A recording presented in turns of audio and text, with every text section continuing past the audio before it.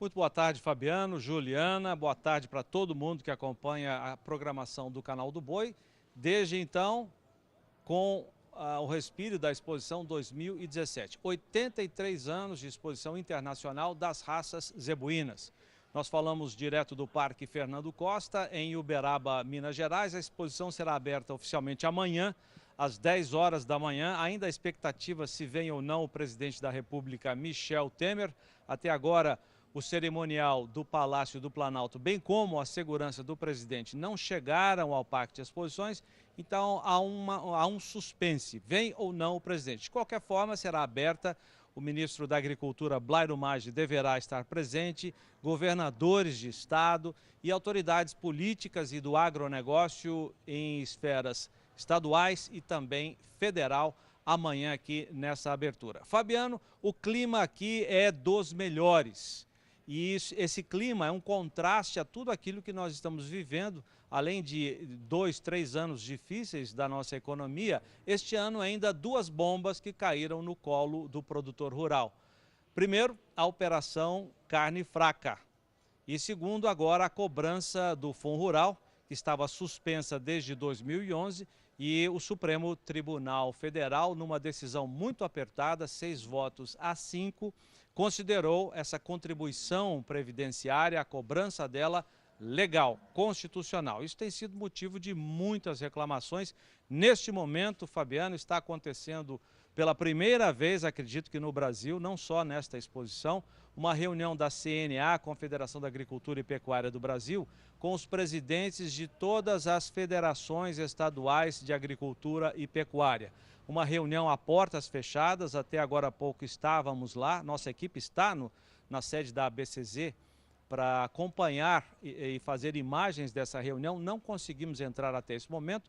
Uma reunião que a gente imagina e circula aqui no Parque de Exposição, a informação de que as federações estão cobrando e forte da CNA, que foi a entidade que deu apoio e dizem, trabalhou até nos bastidores, para que o Supremo aprovasse e considerasse legal a cobrança do Fundo Rural. Parece que estão puxando a orelha da diretoria da CNA, nós vamos saber isso quando a gente tiver a oportunidade de entrar ou de conversar com alguém que participa dessa reunião que está acontecendo neste momento.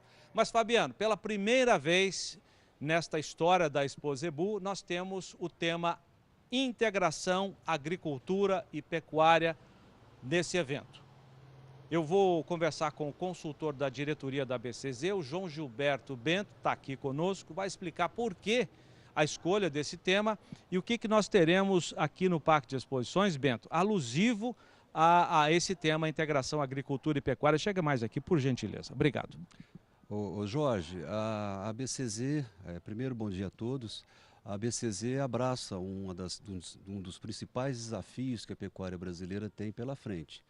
A próxima década, o grande desafio da pecuária brasileira é viabilizar a produção de comida para o rebanho. Em outras palavras, viabilizar as pastagens brasileiras. Em números por alto, a pecuária hoje ocupa em torno aí de 200 milhões de hectares, enquanto a agricultura ocupa 60 milhões de hectares em áreas produtivas no Brasil. Desses 200 milhões de hectares que a pecuária ocupa, estima-se que 70% esteja em algum nível de degradação. E nós sabemos que você viabilizar essa área, recuperar essas pastagens, tem um custo muito alto. A gente sempre fala que, e a gente faz questão de lembrar que pecuarista no vermelho não faz pecuária verde, precisa de recursos. Além de recursos, soluções tecnológicas. Tem recursos disponíveis? Tem recursos disponíveis e tem soluções tecnológicas disponíveis. E por que o acesso está difícil?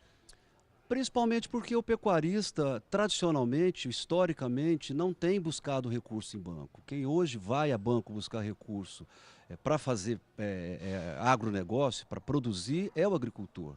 Até porque o ciclo da agricultura é muito curto. Você pega um recurso em setembro, quando colhe lá em março do ano seguinte, maio do ano seguinte, você já fecha a conta. Na pecuária, como os ciclos são mais longos, quer dizer, você busca recurso para recuperar um pasto, com todo o ciclo da pecuária lento, o prazo de pagamento, o prazo para gerar receita para pagar essa captação, ele é mais longo. E engraçado que como o pecuarista não tem a cultura de buscar recurso em banco, ele é classificado como um captador desconhecido.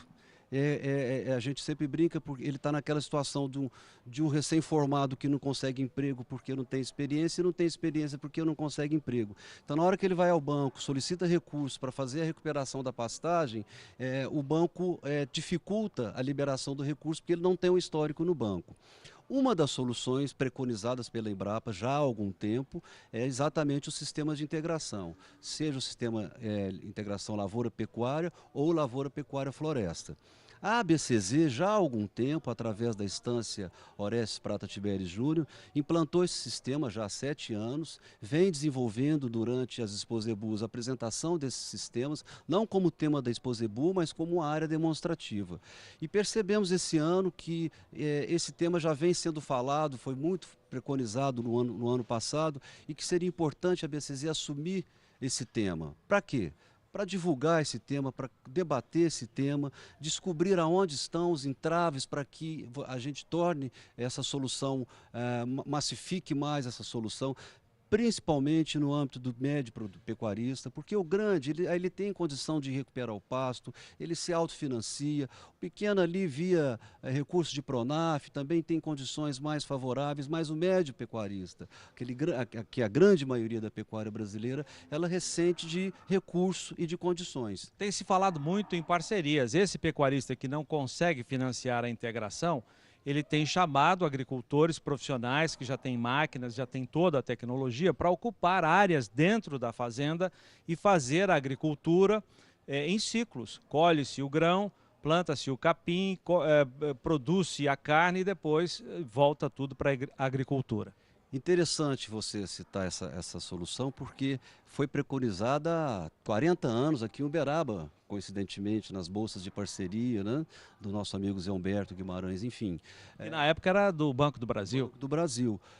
De fato, tem sido talvez seja a grande solução, até porque você transformar um pecuarista em agricultor para fazer reforma de pasto, não é só buscar o recurso em banco. Ele também precisa ter cultura, ele precisa ter um sistema de gestão adaptado à agricultura, não à pecuária, que é o que ele toca normalmente o negócio dele. Ele precisa ter máquina e equipamento, tudo isso custa muito.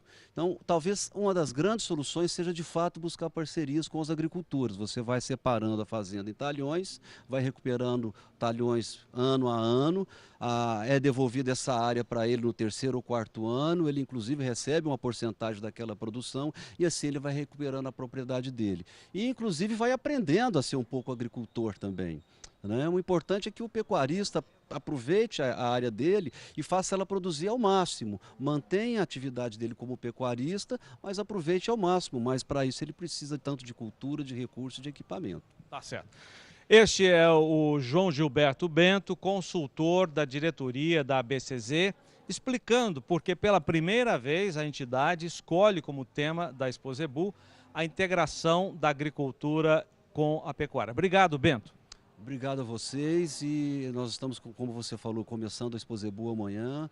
Além das ações na instância, teremos vários debates aqui sobre o tema, com Banco do Brasil, Programa ABC, Agricultura de Baixo Carbono, a própria Embrapa. Então, várias atividades alusivas ao tema e a mostra zebuína que esse ano superou o ano passado em relação a animais inscritos.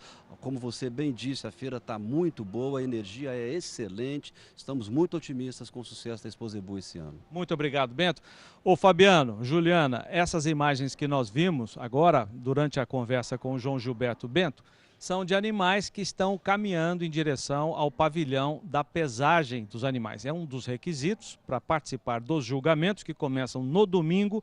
As medidas, aí você está vendo o Guzerá caminhando já com os tratadores, atrás o Nelore, são vários animais, são 1.810 exemplares que participam dos julgamentos, 15% a mais do que os animais que participaram do ano passado. A Exposebu já começa com um tom positivo a partir dos animais que entram em julgamento, 15% a mais do que no ano passado.